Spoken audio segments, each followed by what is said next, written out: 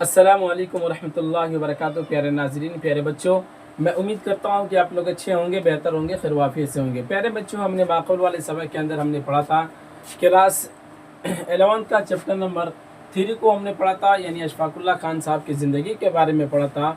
और फिर उन्होंने जेल से अपने वालिदा के नाम जो ख़त उन्होंने रवाना किया था, लिखा था, उसको हमने पढ़ा था और नहायत ही दिलचस्प अंदाज में आपने पढ़ा।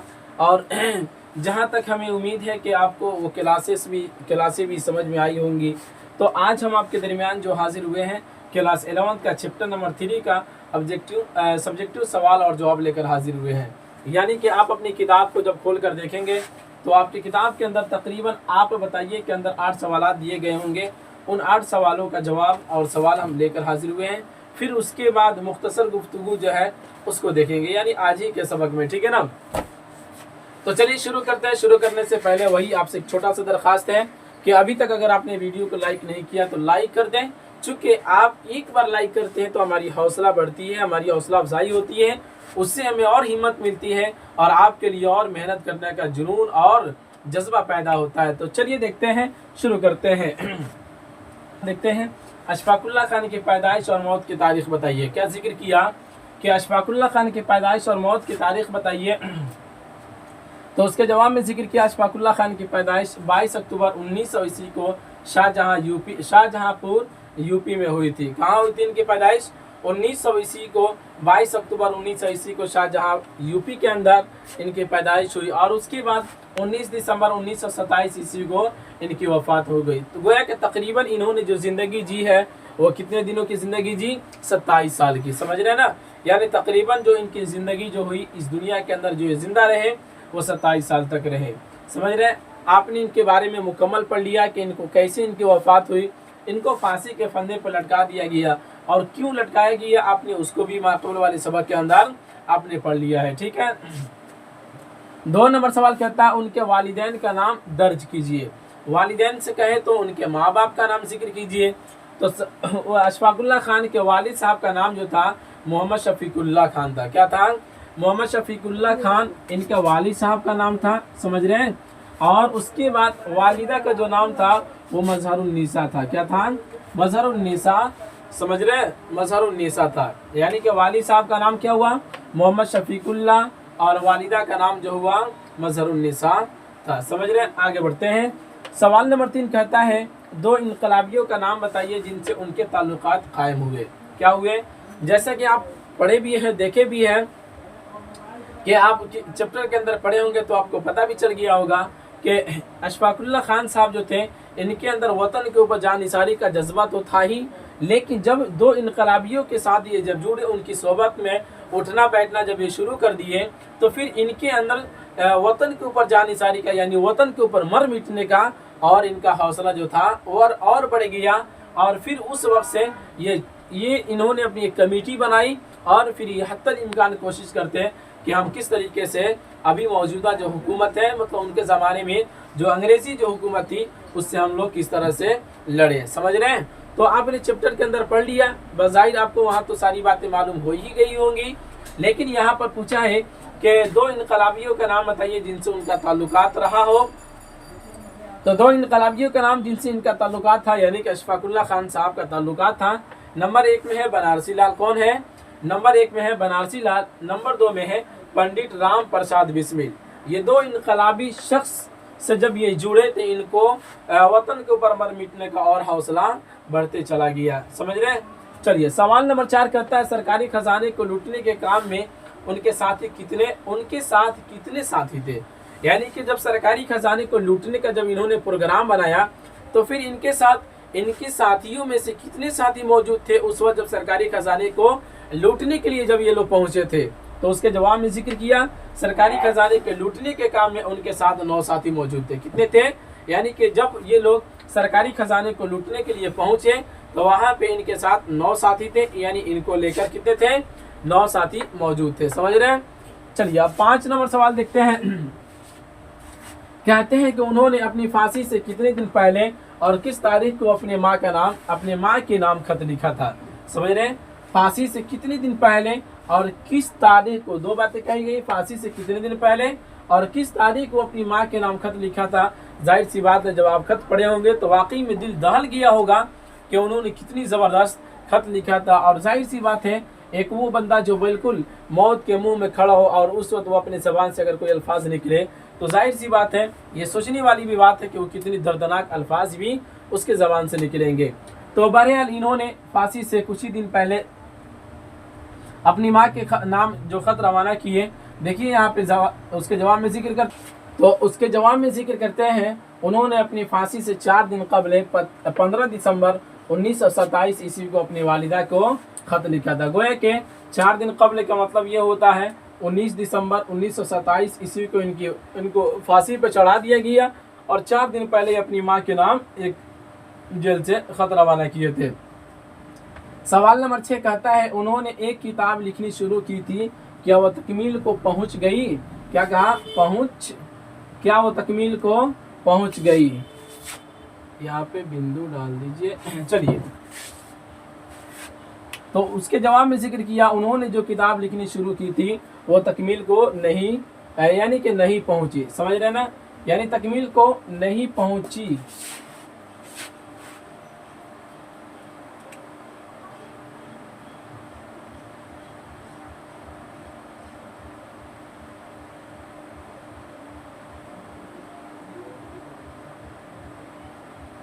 चलिए, तो क्या कहा यहाँ पे, उन्होंने जो किताब लिखनी शुरू की थी वो तकमील को नहीं पहुंची, यानी कि जो शुरू किए थे किताब लिखना वो तो उससे पहले ही इनको, मतलब मुकम्मल होने से पहले ही इनको फांसी दे दी गई, जिसके वजह से वो किताबें मुकम्मल ना हो सकी। 7 नंबर सवाल कहता है, ये मकतूब अशफाक खान वारिसी ने किसे लिखा है? मकतूब इलैह का नाम बताइए। मकतूब इलैह कहते हैं उस शख्स को जिसके नाम खत रवाना किया जाए। किस, समझ रहे हैं, यानी जिसके नाम खत भेजा जाए, मकतूब इलैह जिसकी तरफ खत को भेजा जाए उसी को कहते हैं अरबी के अंदर मकतूब इलैह। ठीक है ना, एक होता है मकतूब, एक होता है मकतूब इलैह और एक होता है कातिब। समझ रहे हैं, आप पढ़िए कतब यकतुबु कतबन, ये अरबी का लफ्ज़ है तो आपको समझ में आ जाएगी। बहरहाल मकतूब इलैह आप इतना समझ लीजिए, जिसके तरफ खत रवाना किया जाए उसी को क्या कहा जाता है? मकतूब इलैह कहा जाता है। तो सवाल में क्या पूछा कि ये मकतूब अशफाक खान वारिसी ने किसे लिखा? मकतूब इलैह का नाम बताइए। सबसे उसके जवाब में जिक्र किया, यह मकतूब अशफाक खान ने अपनी माँ को लिखा था। किसको लिखा था? अपनी माँ को लिखा था और उनका नाम मजहरुन्निसा था। क्या था? मजहरुन्निसा था, यानी जिनके लिए इन्होंने ख़त लिखी थी उनका नाम जो था वो क्या था? मजहरुन्निसा था। सवाल नंबर 8 कहता है, पेश नज़र ख़त में मकतूब निगार ने सबों से क्या गुजारिश की है? समझ रहे हैं, ये बड़ी दर्दनाक, आखिर में चलते चलते इन्होंने ये जो बातें कही, ये बड़ी दर्दनाक बातें कही थी। उसके जवाब में देखिए, बस एक छोटा सा टुकड़ा में लिख रखा है, पेश नज़र ख़त में मकतूब निगार ने सबों से यही गुजारिश की है कि तुम अपनी बूढ़ी माँ की खिदमत करना। क्या करना? कि तुम लोग आपस में जो बाकी भाई लोग हैं वो लड़ना मत, झगड़ना मत, और फिर क्या करना? अपनी बूढ़ी माँ की खिदमत करना। मैं तो बदनसीब था कि मेरी क्या कहते हैं, मेरी मौत होने वाली है, यानी कि मुझे फांसी दिया जाएगा, और भले इसको कैसे कोई मिटा सकता है, जबकि ये जिस दिन हमारी रूह जिस दिन बनी थी उसी दिन भी हमारी मौत भी तैयार हो गई थी, हमारा मौत का वक्त भी उसी दिन लिखा गया था, तो इसको कैसे मिटाया जा सकता है? ये तो सबको आनी ही है, बस वक्त का इंतज़ार है। वक्त जिसका जब पूरा हो जाएगा तो उसकी मौत तो आनी ही तय है। समझ रहे हैं? तो बहुत सारी बातें इस तरह से उन्होंने लिखी थी, जिसको आपने चैप्टर के अंदर पढ़ ही लिया।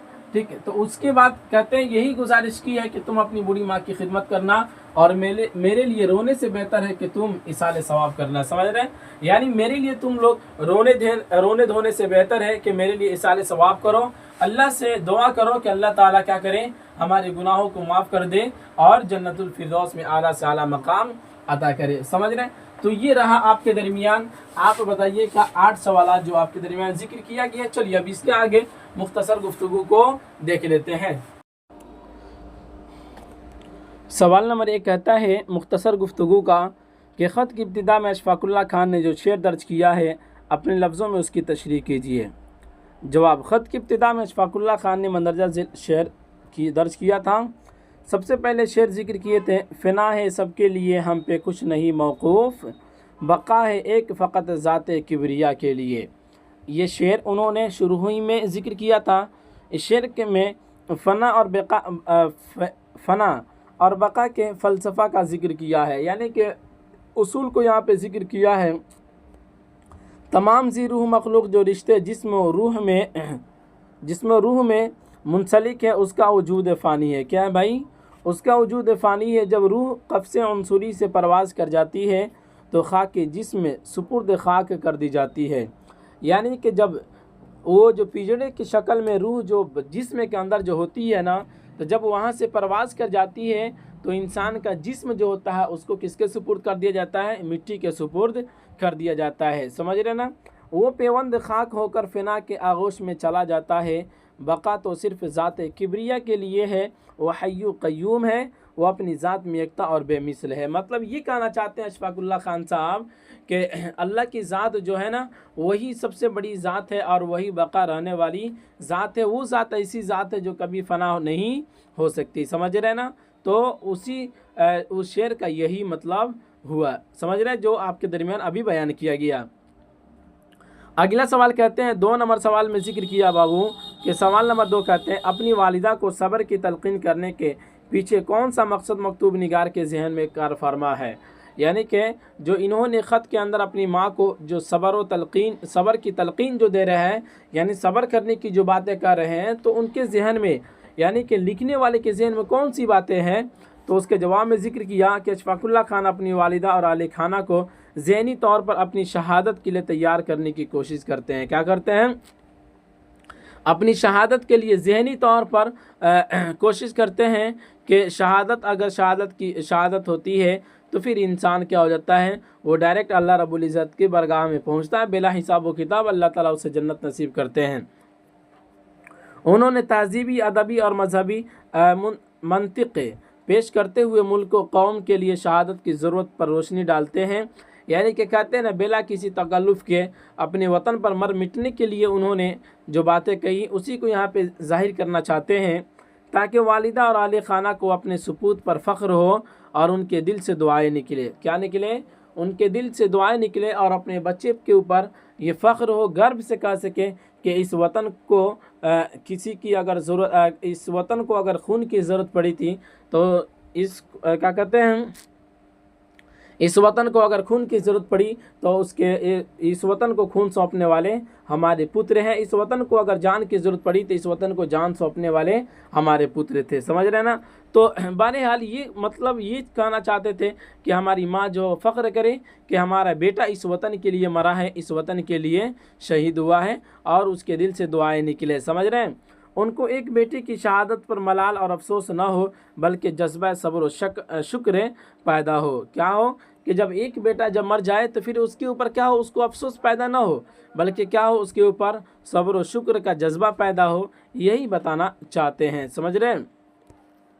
सवाल नंबर 3 कहता है कि बाबू, मौत की घड़ियाँ नज़दीक होने के बावजूद अशफ़ाक़ुल्लाह खुश हैं, आपके ख़्याल में इसकी क्या वजह है? समझ रहे हैं? यानी जाहिर सी बात है, मौत जिसकी भी होती है, जिसके सामने अगर मौत आ जाए, किसी इंसान के सामने अगर उसकी मौत आ जाए और निश्चित हो जाए कि हाँ अब उसको मरना है, तो उसका खाना पीना, उठना बैठना, सोना सब चीज़ ख़त्म हो जाता है। लेकिन अशफ़ाक़ुल्लाह ख़ान को पता है कि 19 दिसंबर को हमारी मौत आने वाली है, 19 दिसंबर को हमें फांसी पर चढ़ा दिया जाएगा। उसके बावजूद भी वो खुश है, तो उसकी क्या वजह है? साहिब किताब ने खुद जिक्र किया। अशफ़ाक़ुल्लाह के किरदार में बुलंद हिम्मती, हक़ गोई, सदाक़त, साबित कदमी और सब्र इस्तिक़ामत के औसाफ नुमाया नज़र आते हैं। यानी कि इसके अंदर जो है तमाम तर चीज़ें की इसके अंदर क्या कहते हैं, इनके अंदर बहुत सारी खूबियाँ पाई गई। बुलंद हिम्मती, हक़ गोई यानी हक़ बोलना, सदाक़त सच्चा रहना, साबित कदमी यानी कि झुका दिया उसके ऊपर साबित रहे, और सब्र इस्तिक़ामत के औसाफ नुमाया नज़र आते हैं। वो अपनी ज़िंदगी के किसी मोर्चा पर कमज़ोर नहीं नज़र आए, यानी कि ज़िंदगी के किसी भी जगह, किसी भी वक्त वो अपने आप को कमज़ोर नहीं बनाया, बल्कि हिम्मत से काम लिया और दूसरों को भी पैगाम दिया कि अगर इस तरह का अगर वक्त आए तो हिम्मत से काम लेना है, डट कर मुकाबला करना है और भागना नहीं है। समझ रहे हैं?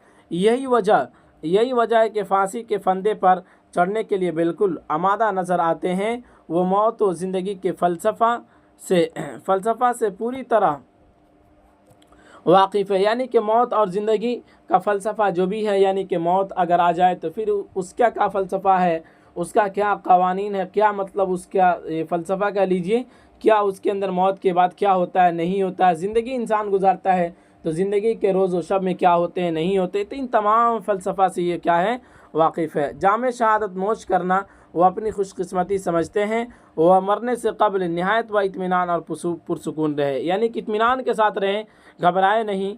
वो अपनी रूह को कब्ज़े अंसुरी से जल्दी आज़ाद चाहते हैं ताकि दूसरी मंजिल में वो अल्लाह की बख्शिशों इनाम के मुस्तहिक हो और अबदी आराम नसीब हो। जाहिर सी बात है ये दुनियावी वाली ज़िंदगी जो है ये इंसान को हमेशा वाली ज़िंदगी नहीं है, आज नहीं तो कल इंसान को मरना है। इंसान का अबदी जो ज़िंदगी है, अबदी जो चीज़ें हैं वो कौन सी है, वो आखिरत है, समझ रहे। तो इसी वजह से वो बेकरार थे कि कितना जल्दी से जल्दी हो सके हमको इस क़फ़स अंसुरी से आज़ाद कर दिया जाए और फिर उसके बाद अबदी ज़िंदगी में हमें भेज दिया जाए।